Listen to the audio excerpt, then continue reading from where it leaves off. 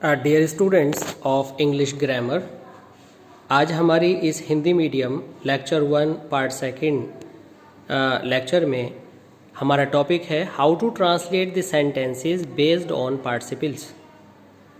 Students, Hindi है कि हम पार्टिसिपल्स पर आधारित सेंटेंसेस का ट्रांसलेशन हिंदी से इंग्लिश में कैसे करें।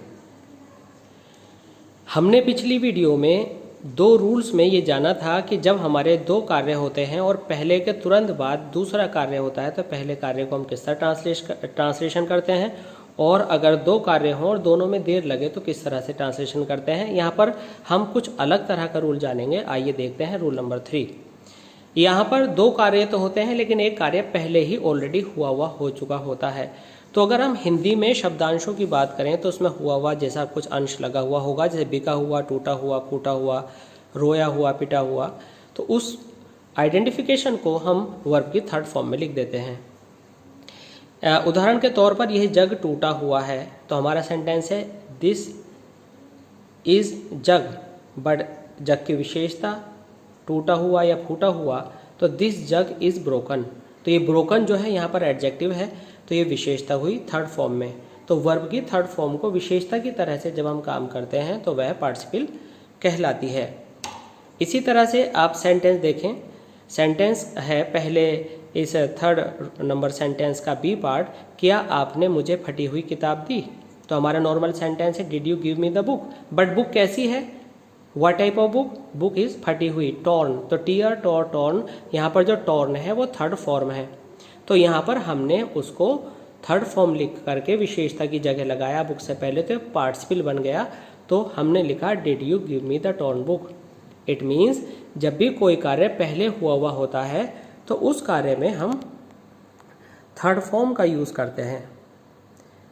रूल नंबर 4 में हम देखेंगे कि दो पार्ट का कॉम्बिनेशन होता है, बाद में रिजल्ट होता है, लेकिन पहले पार्ट के अंदर मेन वर्ब नहीं होती। उदाहरण के तौर पर थक कर वह सो गया, तो थक कर में हमारी जो शॉर्ट ट्रांसलेशन बनी हुआ है ही वॉज टायर्ड। तो यहाँ पर वॉज जो है बी की फॉर्म है। तो यहाँ पर आप ऊपर देख सकते हैं कि बी की फॉर्म जो है 5 तरह से होती है, इज, आर, एम, वॉज, वर। तो पार्टिसिपल के दौरान हम इनको वॉज, वर, इज ना लिख करके बी मान लेते हैं और बी में आईएनजी लगाकर बीइंग कर देते हैं। तो इस तरह से हमारा सेंटेंस हो गया बीइंग टायर्ड, सेंटेंस का पार्ट हो गया बीइंग टायर्ड, और बाद का जो हिस्सा है वह सो गया, वो एज इट इज बनाते हैं, रिजल्ट एज इट इज रखते हैं। तो हमारा सेंटेंस बना बीइंग टायर्ड ही स्लेप्ट। अब वाज का आईएनजी लगाकर वाजिंग इजिंग तो हो नहीं सकता, तो हमने वॉज को बी में बदला, बी को आईएनजी में, और हमने इस तरह से ट्रांसलेशन कर दिया बीइंग टायर्ड ही स्लेप्ट। आगे चलते हैं पार्ट नंबर 5 में। पार्ट नंबर 5 में पहला कार्य और दूसरा कार्य लगभग साथ चल रहे होते हैं। 5 नंबर के जैसा ही हमारा पॉइंट नंबर 6 है। 6 नंबर में भी बिल्कुल वही बात है लेकिन थोड़ा सा अंतर है। पार्ट नंबर 5 में जो हमारा कंटिन्यूटी ऑफ एक्शन है वो ऑब्जेक्ट के लिए चल रहा होता है, जबकि पार्ट 6 में जो हमारे कंटिन्यूटी चल रही है एक्शन की वो सब्जेक्ट के द्वारा होती है। इट मीन्स यहाँ पर ऑब्जेक्ट लगातार काम में लगा हुआ है और यहाँ पर कंटिन्यूअस फॉर्म में अगर हम देखें तो सब्जेक्ट लगा हुआ होता है। मैंने कुछ बच्चों को मैदान में खेलते हुए देखा, तो यहाँ पर विशेष प्रकार से कॉमाज लगाए हुए हैं। मैं नहीं खेल रहा था, मैंने देखा बच्चों को खेलते हुए। तो जो एक्टिविटी चल रही है खेलने की वो है बच्चे, तो बच्चे हैं ऑब्जेक्ट। तो आई सो सम चिल्ड्रन, तो एक्टिविटी अगर ऑब्जेक्ट की आईएनजी में है तो ऑब्जेक्ट के बाद लगाई जाएगी। अगर एक्टिविटी आईएनजी में सब्जेक्ट के लिए है तो सब्जेक्ट से पहले लगाई जाएगी। जैसे मैंने पढ़ाते पढ़ाते बच्चों को देखा, तो मैं दो काम कर रहा हूँ, देखने का और पढ़ाने का। तो जो मेरी कंटिन्यूअस एक्टिविटी है उसको मैंने आईएनजी लगा करके आई के लिए थी तो आई से पहले लिखा।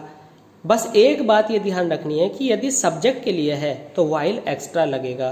तो हमारा सेंटेंस हो गया while teaching I so children. I teaching कर रहा था, करते करते, करते हुए, करते समय, कोई सी भी हिंदी हो सकती है।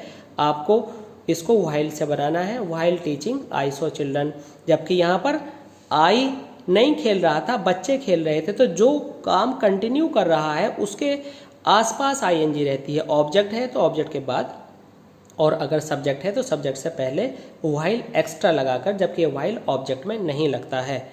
तो डियर स्टूडेंट्स, इस तरह से आपने जाना कि पार्टिसिपल्स के सारे रूल्स हम ट्रांसलेशन में कैसे अप्लाई करते हैं।